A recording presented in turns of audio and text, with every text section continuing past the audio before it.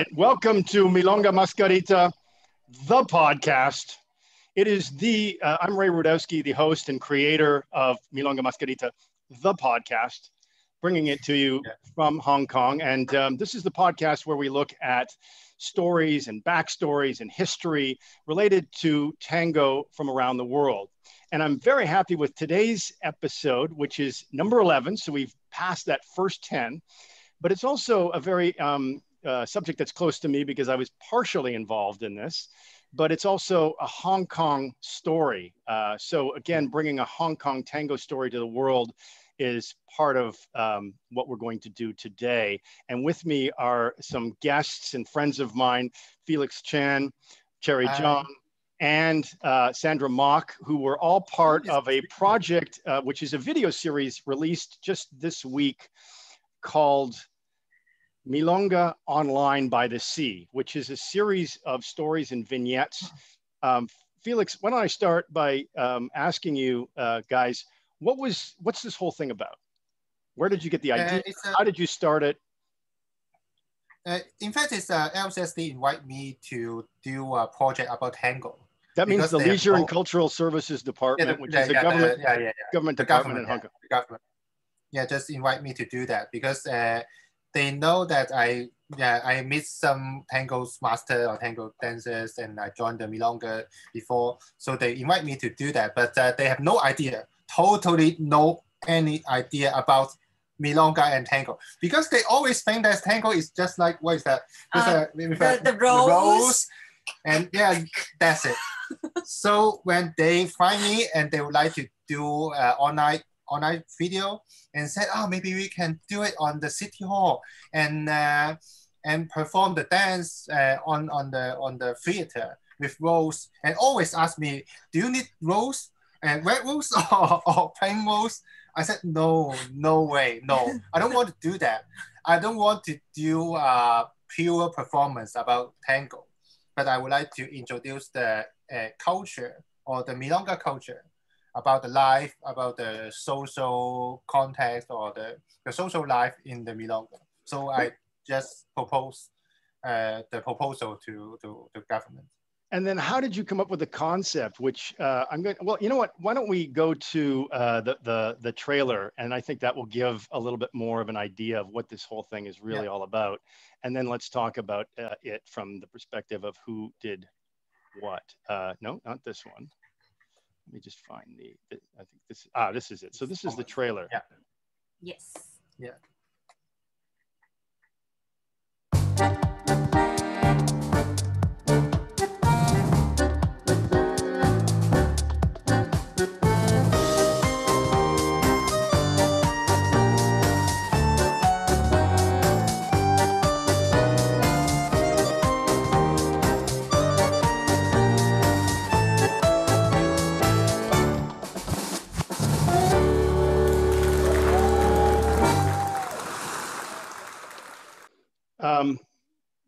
The story begins the moment they meet.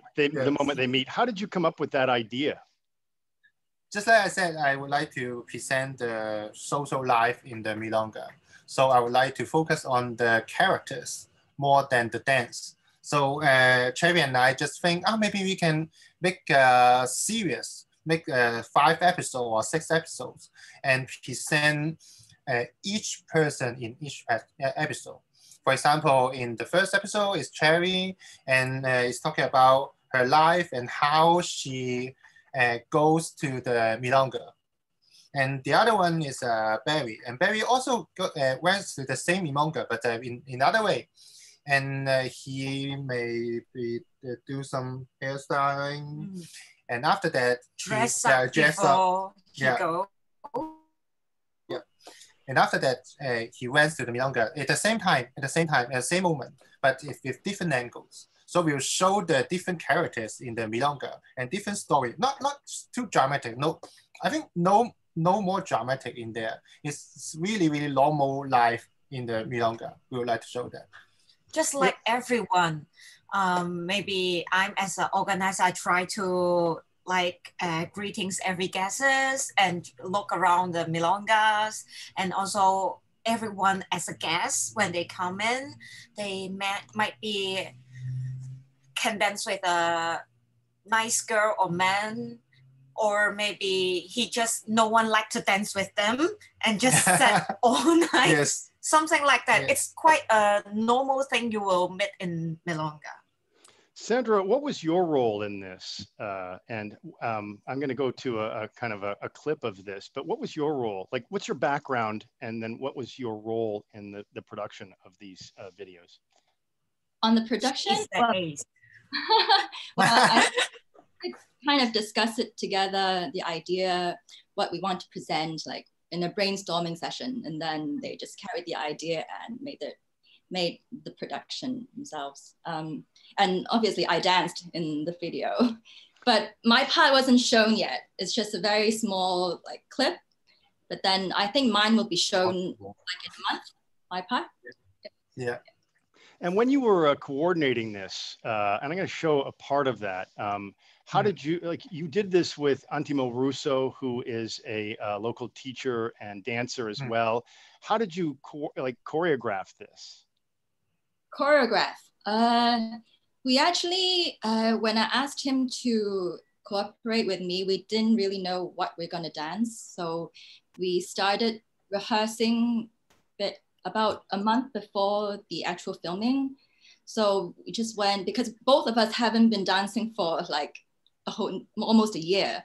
Right. And actually we haven't danced with each other ever before. So, so the first few times that we rehearsed, it was just like trying to dance with each other and then trying to get a feel of how we dance and how we like merge together as a couple. I think it was about until the third or fourth rehearsals, then we decided that, okay, I think we're okay to do a choreography because we think that's going to have more entertainment value, especially to an audience who probably haven't like seen tango before. I think what was the sort of artistic approach to this when you were looking at it? I'm just going to cue it up. Yeah, like who was your inspiration for you know, the choreography and the movement? Did you have somebody in mind? Not really. We just want to do like the way that we like to dance. Well, we chose actually 3 songs. We wanted to do 3 very different types of dances. So we were thinking about doing tango, vals, milonga, but then after we decided to do a choreography, we decided to do a tango and then a vals and then a choreography, just to give a different feel. So the first tango would be like trying to let people know the more subtle side of the dance. So it's more walking, more appreciation of the slower movements, the embrace, and so on. And then the vals, it'll be like a different type of music. And then the third one will be the choreography. And we just want to put more like showy, glamorous movements. So just to make it a little bit more attractive and a little bit more fun for us as well, because we like to do choreography. Let's take a look and then let's talk about it.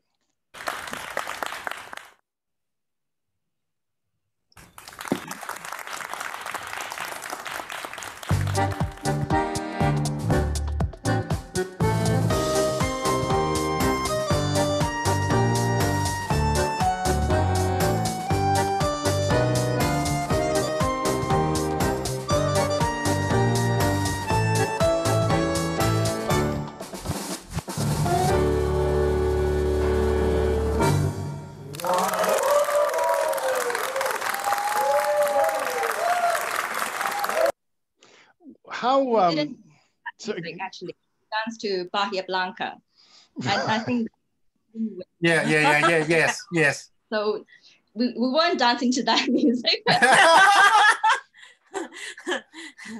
we won't know how to dance.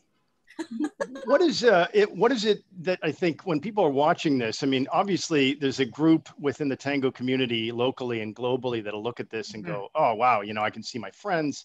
But when you think about this for somebody who doesn't know anything about Argentina tango or the culture, what is it that you're trying to communicate in this performance? And then from the production standpoint, how do you shoot this to communicate what it felt like?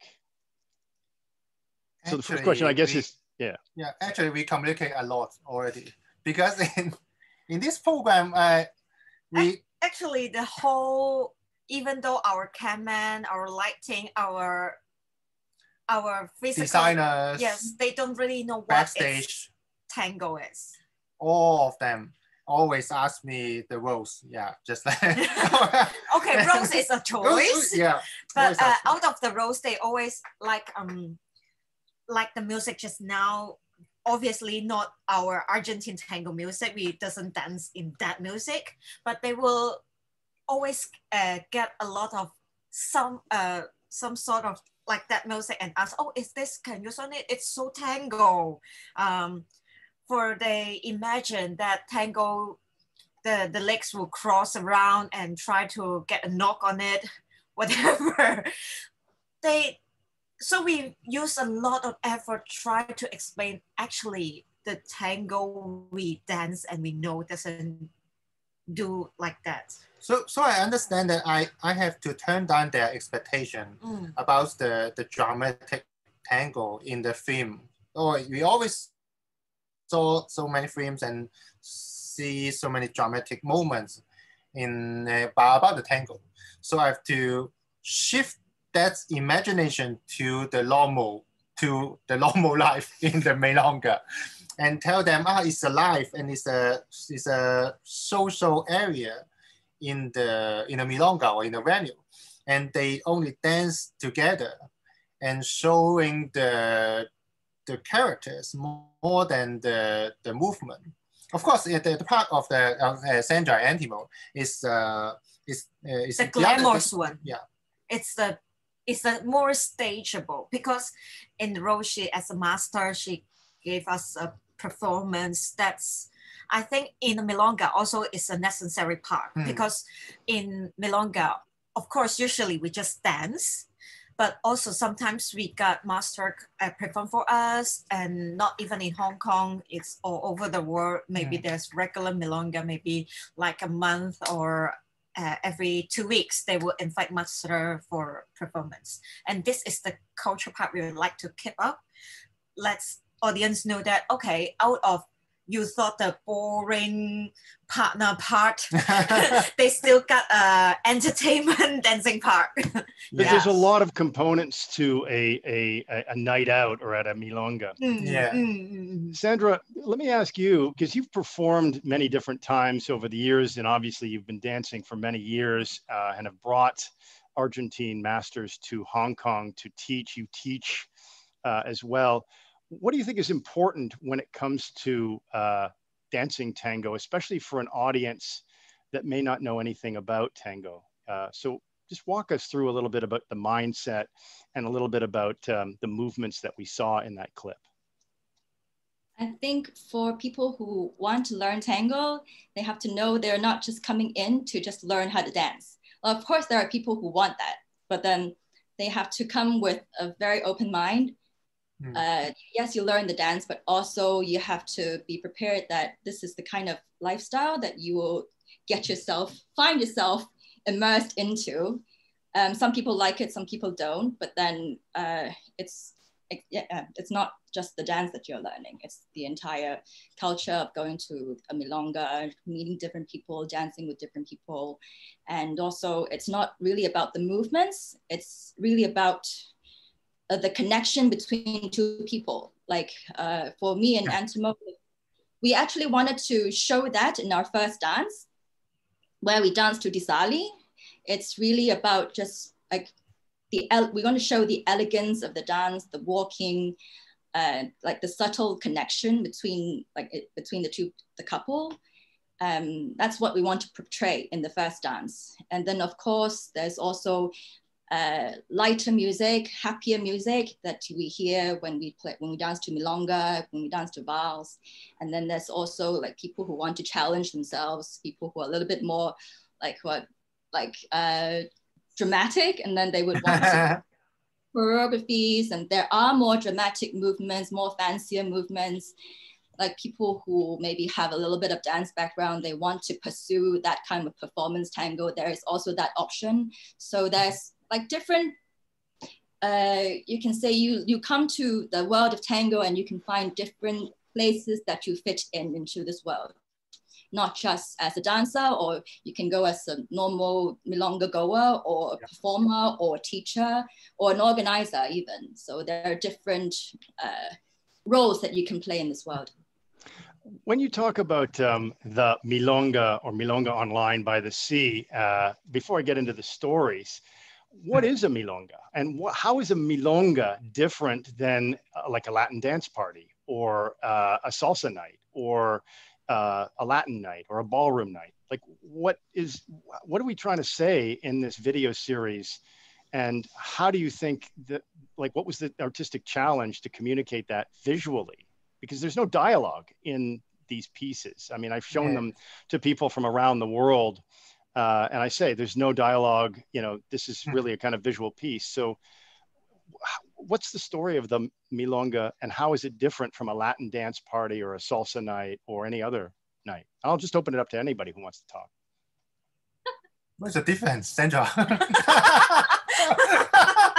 After we do the movie, we still don't know the difference, right? Well, you talked about lifestyle. Like, what is that? People are going to look at this and they're going to go, you know, it's really nice, but I've never danced tango. I don't know anything about it. Is this really for me? Well, I haven't been to a lot of dance parties of other dance styles. Like, I've probably crashed into one or two salsa parties. I think only salsa, but then I couldn't speak for like going to a ballroom dance party. I don't know what that's about. Like, probably what I understand from the movies that I see is probably like a different world. Like, it's like for people looking into the tango, we have a different like distorted misconception of.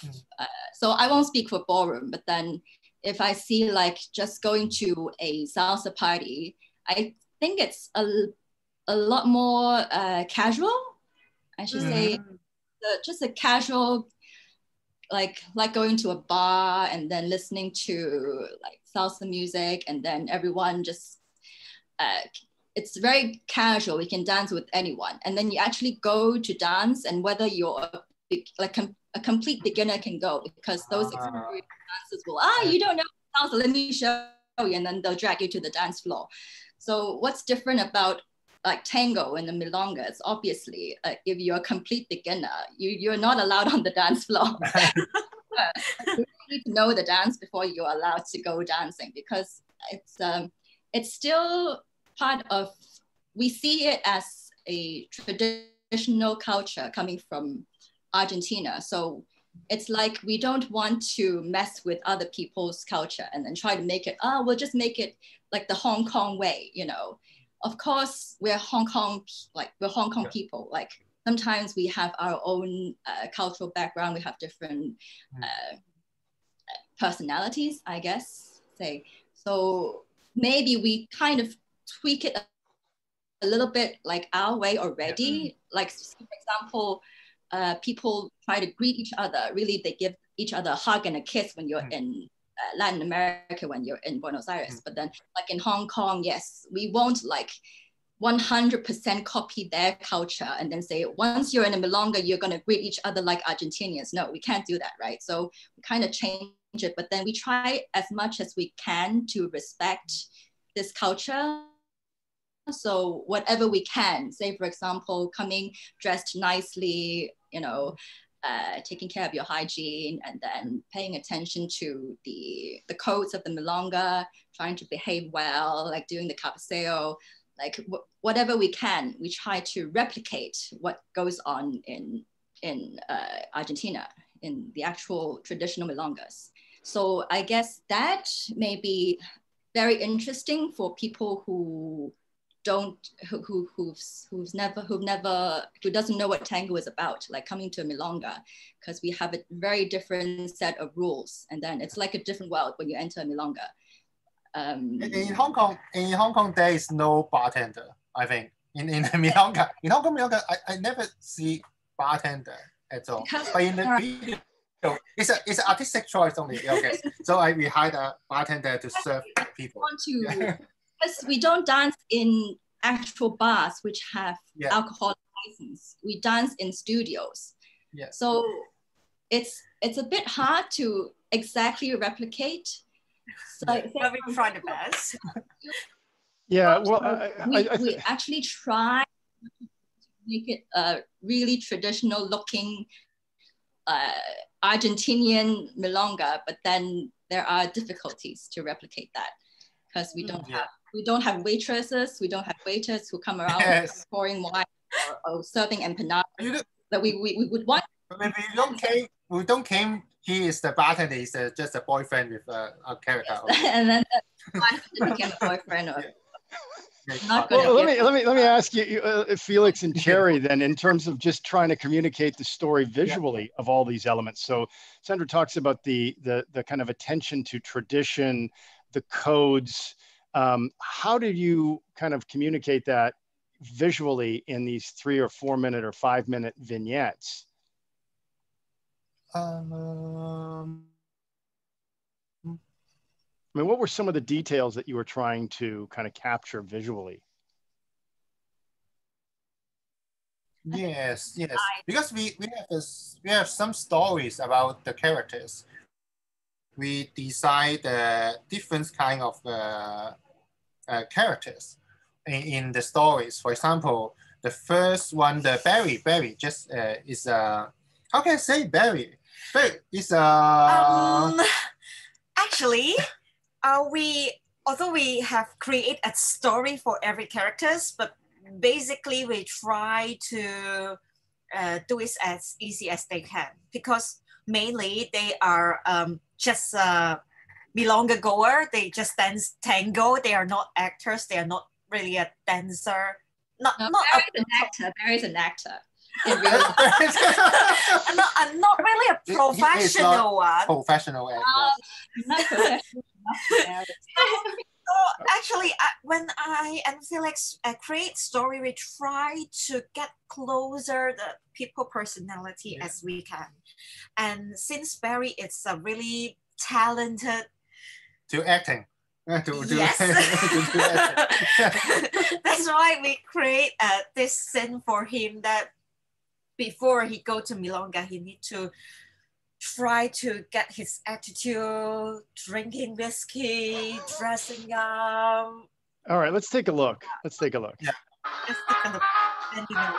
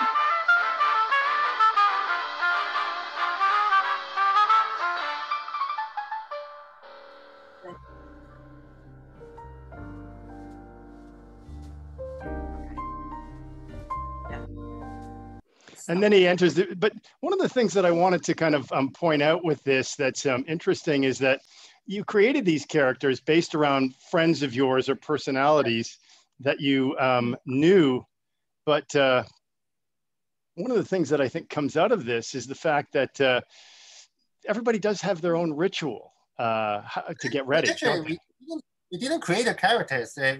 It's their characters. It's really them. Because we didn't hire the professional actor. Actually, we have, but most of them are not professional actors. So they just did themselves in the scene. Most of them. Of course, we have the camera. We have so many shots, and we have to cut it and do some timeline. But actually, they did themselves only. But and amplify themselves. And build these characters up. Yeah. I honestly, okay. and basically, we want the people. Of course, if we know Barry's, then we know who he is, then we get fun inside. But for the people who don't know him, then they will see a man who really care about he outlooking.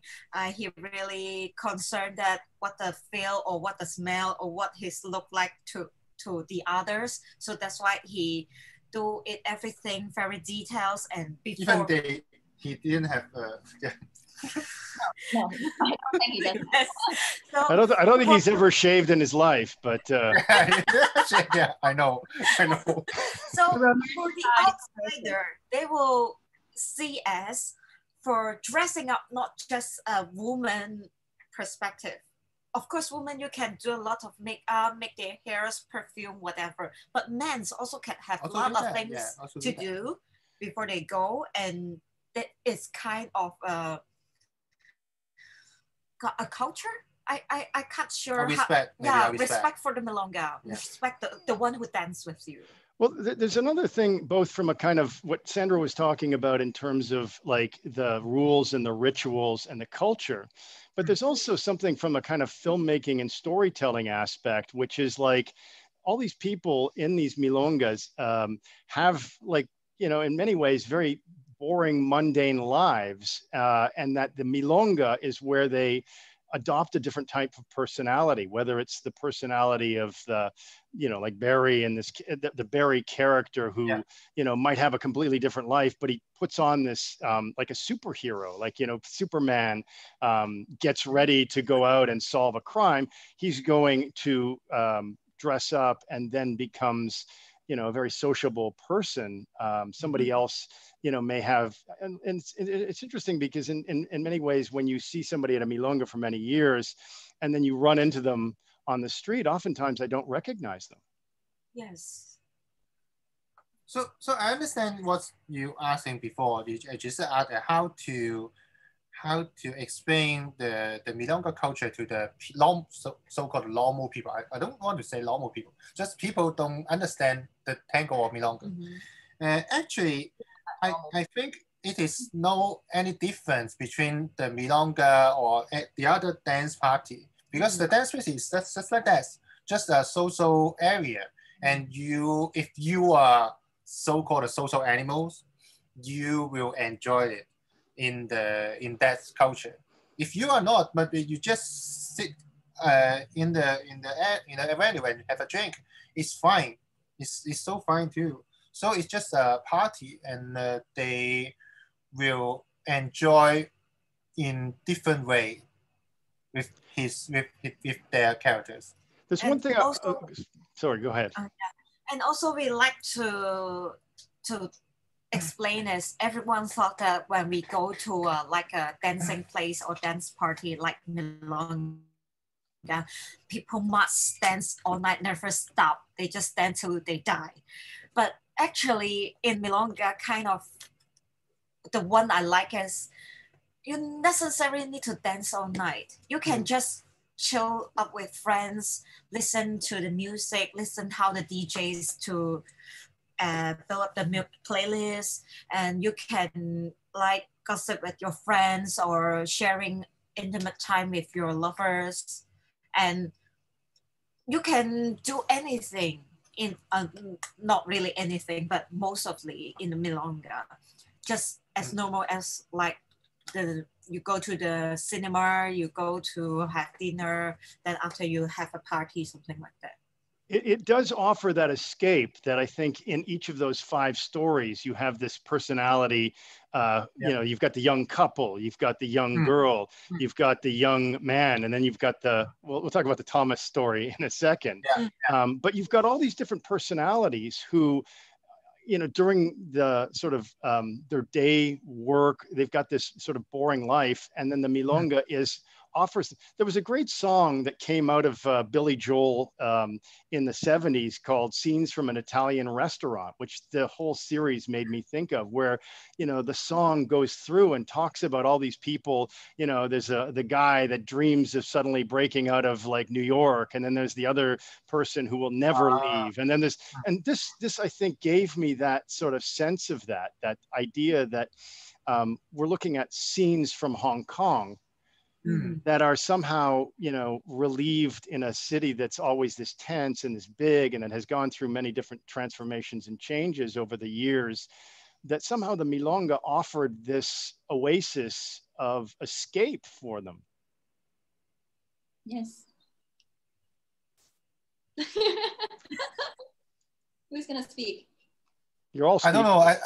I don't think it's an escape. So yeah, maybe. But when we discussed the characters with Sandra, and Sandra just said, I remember Sandra said we should create different kind of lives of the characters, and we should present different angles how to get in the Milonga, and but they enjoy it finally, even though. Just like Thomas is a person who doesn't like to dance more in the Milonga, and the other one is just like the couples. They would like to do the practicing together, but in the Milonga they won't dance together. They just find their targets. Yeah, they just find other partners. Yeah. Just like that. It's just so I don't think it's an escape. It's just like a, how to say that? It's a relaxation, but not I guess enter the Milonga is kind of an escape. Yeah. Entering a different world, and then four is just the parts where you get ready at home, or when you're practicing with your partner. That's like how you transition from your own life and then into this other world. There's another detail that I wanted to bring up again, that you talked about the rituals, which are very different from the Argentine Milonga to other types of dances and other types of parties. And I'm just going to bring this up. You mentioned the idea of, you called it cabaseo, but cabaseo is I code. Just a second. I coding. So inviting somebody by I code. And I think that I just want to kind of show that this detail was brought up here in this particular episode, because people will look at it and they won't quite know what it is. So let's play this and let's talk about it. La cita lejana de abril, tu oscuro balcón, tu antiguo jardín, más tarde las cartas de pulso febril, mintiendo que no, jurando que sí, romance de barrio, tu amor y mi amor, primero un querer, después un dolor, por culpa que nunca tuvimos, por culpa que debimos sufrir los dos. Hoy vivirás despreciándome tal vez, sin pensar que lamento al no poder detener el dolor de no saber olvidar. Hoy estarás como nunca lejos mío, lejos de tanto llorar. Fue porque sí que el despecho te cegó como a mí, sin pensar que en el rencor del adiós castigaba con crueldad tu corazón. Fue porque sí que de pronto no supimos pensar que es más fácil renegar y partir que vivir sin olvidar. You've got this situation. Just tell us a little bit about that. What were you trying to kind of show in that scene? Obviously with the cat in the hat, which I've got here. You explain your cabaseo. What were you trying to show in that scene? And then I'll talk about it. the carousel is a invitation is an invitation action in the milonga, and the man would invite the woman, and they would do just like in the scene that they would like to do the carousel, and each other just say accept just in a really minor, really minimal action, and if they have a contact, an eye contact, they would do that. They can dance. But it's so funny in this scene. I can tell some secret there. It's a really funny way when I discuss with the cameraman, and the cameraman just asks, oh, how to invite the dancer, to dance, the woman dance. And I said, just carousel and just looking each other. And the cameraman just take a suit with you and Chucky, and ask me, that's it? That's all? I said, yes. But we just take some really minimal shot. Maybe the people don't understand that. And even though the cameraman also don't understand that. And always I said, are you sure? Are you sure it's enough? I said, yes, enough. They are really panicked for, is this the right thing to do? They just nod. Yeah, just nod. They asked me at least 3 times, I think. Yeah. Is this okay? They just like walk 2 steps. Is that enough? Yes, it's enough. Because they always said, I don't know what I have shoot before. Yeah. The camera every time after the shooting, they said, I don't know what did I did. What is that? Maybe just some shot they walk around, or maybe they just looking. Yeah, just looking. So is that really okay for it? How do I do the editing? How do I cut it? You just keep the shot for that. So in the venue, even though I'm a director, but I always be a counselor for the cameraman. I always tease them. Yes, it's okay. It's enough. Yeah, we can go to the next shot. Well, what I thought was really brilliant about that scene is the fact that, like, first of all, it's the editing really tells the whole story, right? She comes in, she is the woman that everybody desires, I guess, and then she sits down and then looks, but there's a dozen different men there. She decides at some point that character, the Cat in the Hat character, is the one that she wants to dance with, and the man looks over, and there's this sort of recognition. People often talk about, when they're beginning the cabaseo in learning it, like, how will I know?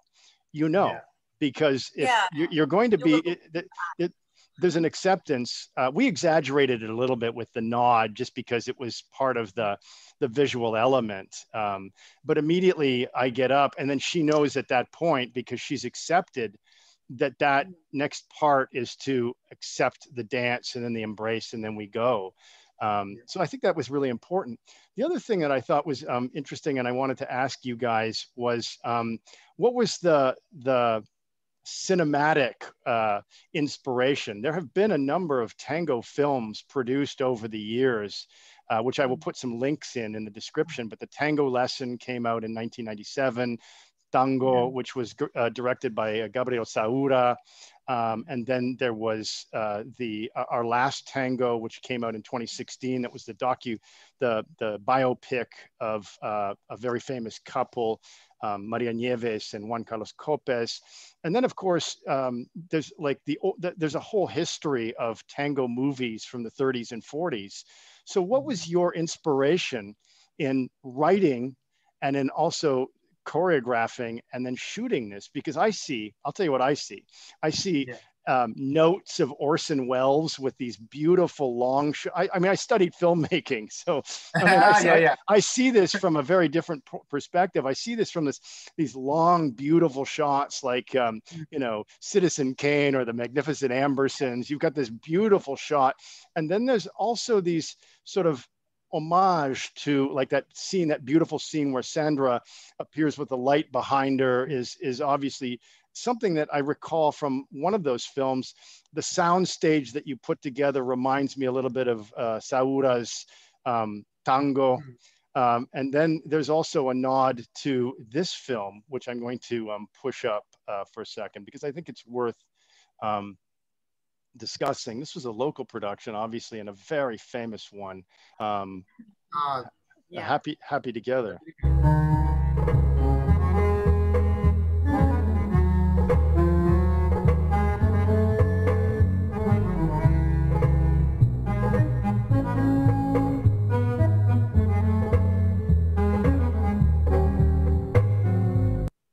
I'll stop it. But was there, because one of the stories has notes about this. I mean, how did all of these different tango movies play a role in your artistic vision of this? Actually, we choose to, just like I said, we choose the normal way to present the milonga.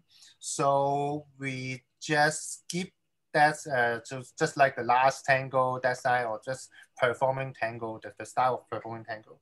We would like to put in the lifestyle of the milonga. But actually, yeah, you just say we make so many beautiful scenes and beautiful shooting because actually we would like to present the mixing between videos and the theater culture, because we still do in the City Hall. The City Hall is a theater venue, a really famous theater venue in Hong Kong. So we hired the City Hall and we did that. We did the milonga in the City Hall. Actually, we never do that. We won't do any milonga in the theater venue, okay? But dramatically, in this scene or in this shooting, we did that. So we like to merge up the theater and the video and milonga together. So we would like to pay some theatrical effects in the milonga. For example, Sandra's coming, and we will have a spotlight behind her, and she's just like a goddess and come out. A queen. Yeah, a queen. Queen. And then a queen. No, it's an absolutely stunning shot. Like that shot itself is just absolutely beautiful, and would be an inspiration. Like when I saw it, I was like, whoa, that I think, and it's in every, like, it's very cleverly put into every story that little performance is consistent throughout. Yeah. Because we like to use the effect in the theater. So we just find that, what is the element of the theater? If we do it in the City Hall, we always ask with the designers, a designer asked me too, how can we use the theater elements in the show? If we don't use that, if we never use any theater elements or technical things, we won't need to do in the City Hall. It's kind of ways. Yeah. So we would use that. For example, you can see the bar, the bartenders, the bar table. The bar area. Actually, the back side of the bartender is the light bar of the theater venue. Light bar and the flyer system. Yeah, flyer system. It's not the background. People will pulling the strings. It's not the background we make it. It's the original background or original fire system in the theater venue. So we use that. And tell me about the music. How did you choose those pieces of music? And I'm going to call it up while you're talking about it.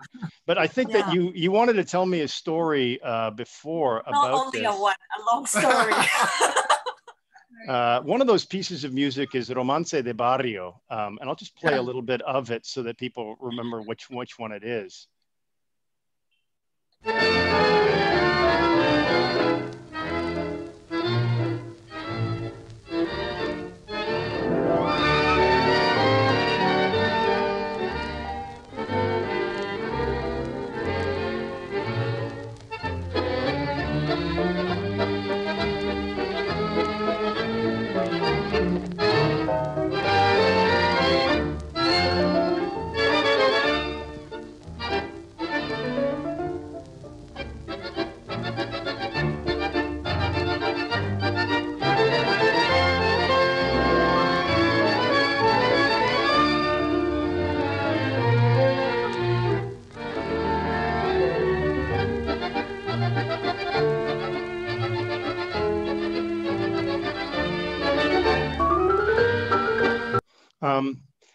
I thought, you know, again, I wanted to ask you this because I thought that the choice of this song was absolutely brilliant and beautiful. The translation I have here, and I'll put a link to it, but Romance de Barrio was recorded by the Aníbal Troilo Orchestra with the singer Floria Ruiz.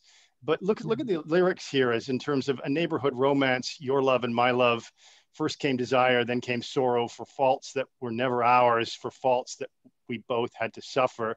Today you may live despising me, perhaps not even thinking that I lament not being able to have you, the sorrows of not knowing how to forget. It goes on like this. It's a beautiful song, I think, but it also, I think, has echoes of those sort of lonely lives of the characters, or the mundane lives of the characters that somehow come to life, where the lyrics, the words of the song and the actual music of the song seem contradictory unless you actually know Tango. How did you arrive at this song? And was it intentional to have Romance de Barrio as the sort of sub-theme of this series? Not me. I didn't choose that. Chose that. Sandra can't hear you. Yeah. It was just a very beautiful coincidence that we chose that. Because I don't think it was the original song that we chose. Was it it wasn't, right?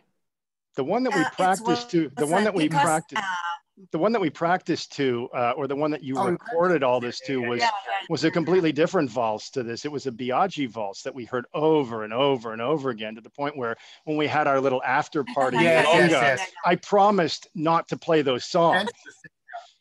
But how did you arrive at this? Yes, please don't.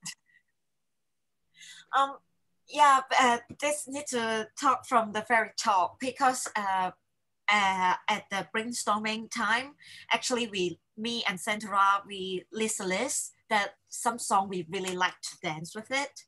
There are a couple of songs have some of just for spare, but while the show going on, we find out that the music's license is a huge problem. And the music's license, the problem is if I'm just doing a theater show, maybe just for a few nights, or maybe a movie, then actually will not a huge problem that what now we will met. But because this is an online program, we need to put on YouTube for like last over a month, then the license problem become complicated. Because actually, I always think that I expect that is most of the composers died already, but the song actually they didn't die completely. Completely means the license for 50 years. 50 years. Yeah. So they still have the license on it. So even I asked the embassy of Argentina already. The embassy just helped me to find the composer in Argentina with Telegram. With Telegram only. Yeah, with Telegram only. They don't have email. They don't have email, computer. When you say Telegram, you're not talking about the app. You're actually talking about Telegram. Telegram means that. People are gonna go, what's a telegram? Like, telegram, yeah. What is Telegram? Yeah, what is Telegram? What's a newspaper? The old-fashioned way. Old-fashioned Telegram. And besides, because the date we film it, it's like December. November. It was November, the first week. November. Then for the problem, we need to contact Argentine. Then Argentina, yeah. December we got a Christmas, and after that, Argentine is it's a summer time at that time, so they got a summer holiday. So they New Year. Yeah. So they got 4 months holidays. Yeah.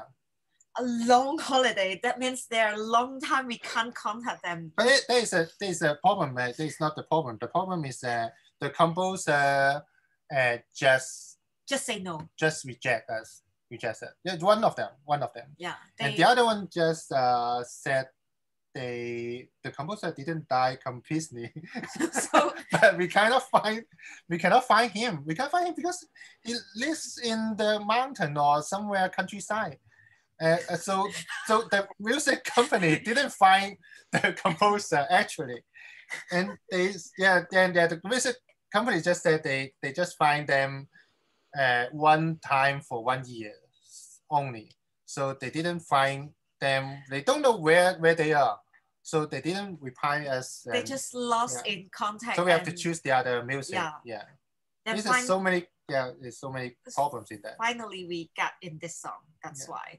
Sandra, when you teach tango to your students or you go to Milonga, what is it about the music that moves you? Or how do you communicate that to your students in terms of what are they listening for? Well, then I think everyone listens to music in a different way. Like different music touches different people like in different ways. So it's very personal. But then I always tell them that you have to be like genuine, that you really have to like the music before you can dance well, right? So you cannot force yourself to like something unless you like keep on listening to it, like, and then you start to become more familiar with the music. And then that's when you start to become like, I begin to appreciate, you know, the sound of the bandoneon and probably sometimes the lyrics as well. You start to learn Spanish. So it's always very important that you learn Spanish in order to understand the lyrics.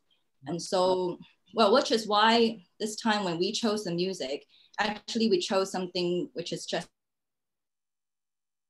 purely instrumental, because maybe if people listen to the music then, but it's all in Spanish, they probably won't enjoy it as much. So that's understanding the lyrics is one, and then but then always music, when you listen to it, everyone has different feelings, different responses to it, and it's just the melody or the atmosphere that it creates. So it's very personal. I won't say that you must like this. This is the classic learn to like this. No, like it's very personal. Yeah. The Argentine valse, I think, is quite distinct. So you have the idea in the stories where the performance and part of the milonga or the dance party is done to a tango instrumental. The piece that you saw, the cabaseo example, is the romance de barrio.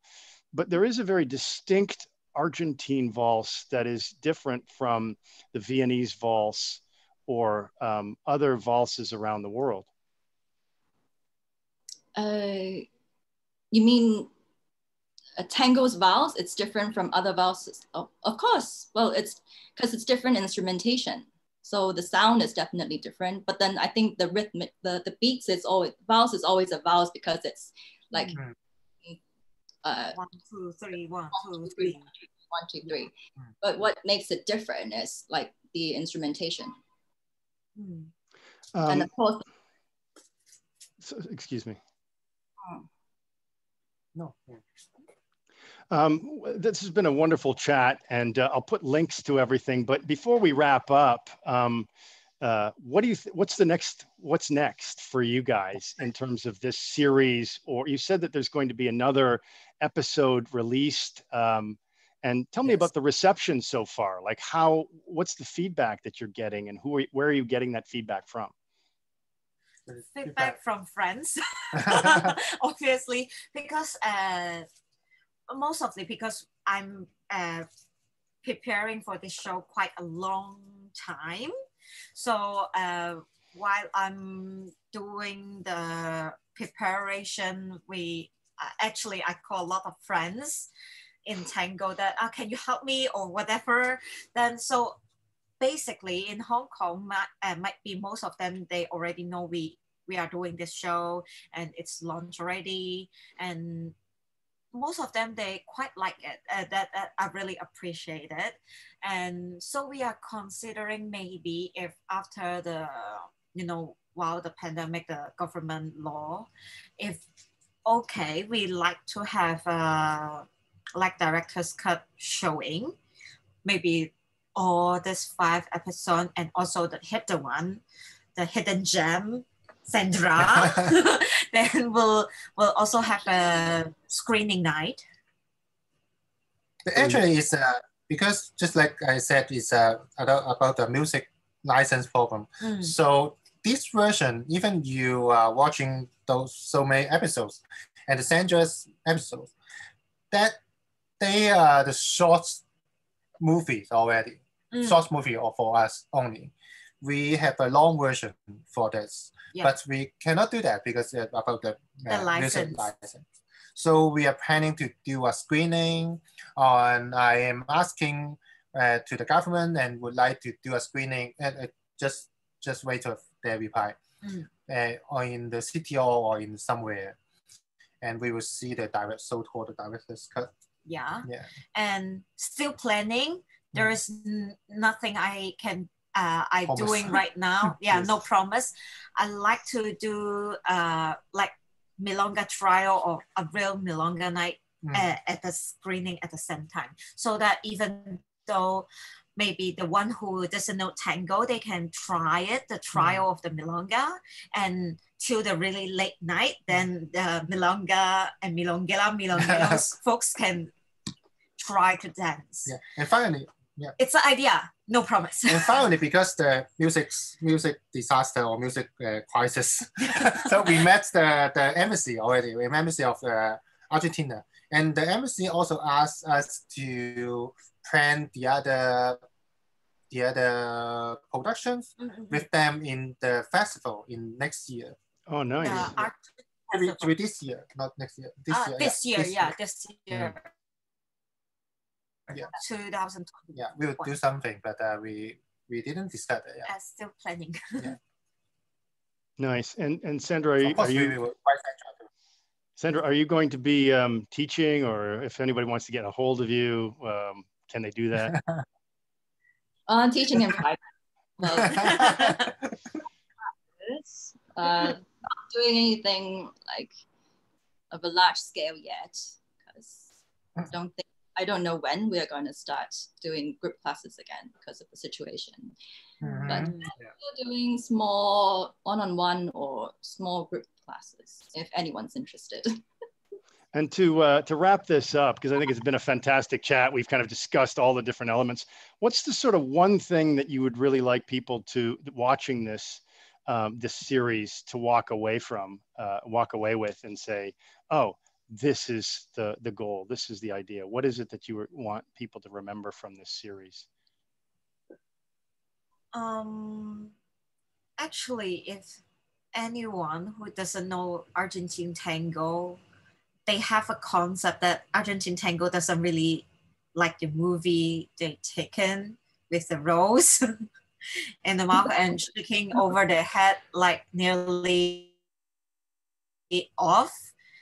That it's okay for me. I think you can remove one stereotype.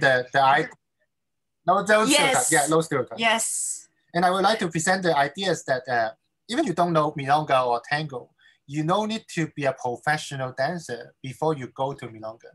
You are just a normal guy and you just enjoy dance, music, and alcohol, and you can come to the Milonga. That is the way we would like to present. Sandra? Yeah, exactly. You don't have to be a professional. You don't have to think that you must go to a performance level in order to enjoy the dance.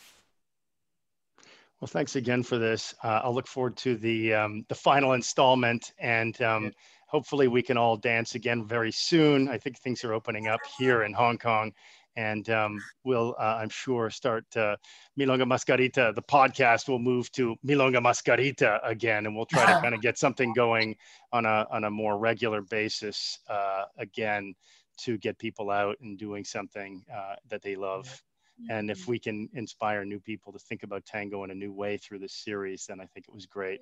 So thanks again. And thank you again for inviting me to be part of this production. I thought it was, amazing. It was one of those things where, again, coming from a filmmaking background, normally I would have, planned this thing where everybody has the script, but you show up and it's like, what they talked about Woody Allen movies, where you get one page and you're like, okay, what's the I have no idea what this story looks like. I have no idea what this story looks like. on the wall, then feel free to take a look. You sort of show up and it's like, okay, you will dance with Chucky. And it's like, okay, what? Like, what do you mean dance? What's my character? What's my motivation? You're like, I don't worry about that. Just dance, you know? I think the only instruction I got from you was, don't look at the camera and just dance. Yes. And I was like, oh, okay. And then it was like, well, how do I dance? Just dance. You just dance. Well, film it. But don't look at the camera. Don't look at the camera and dance. Those are the only two instructions that I got from you. You're a professional. You really enjoy it, and we're just rolling, and then all people just really. Yeah, you know, actually, it's quite a lot of people asking. Oh, so it's Ray and Chucky is the main character in the story, like that. I said, yes. Yeah, Ray is look very outstanding. Yes. It's the hat. Yeah. Actually, I got the idea for the hat from the Saura film Tango, in which Junior Servila, who plays like the villain, you know, is wearing that hat, and he comes out at the end. I talked to him about that. I did a whole podcast and interviewed him, and he described that whole scene. Yeah, but he plays the assassin, but he has that.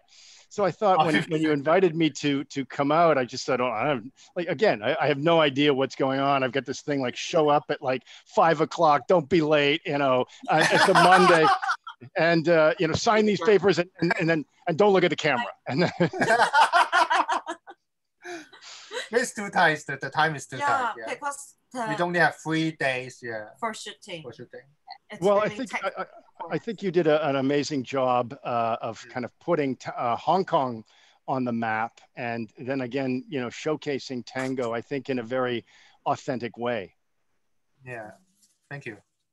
It's nice that we have different types of hidden talents in like the tango community. We have actress, like, and a film producer, and we have a presenter, like yourself. All right, like playing their part alive in Hong Kong. Yeah. Thanks again, and we will see you so soon. I'm going to sign up. Bye-bye. Yeah. Bye-bye. Bye-bye.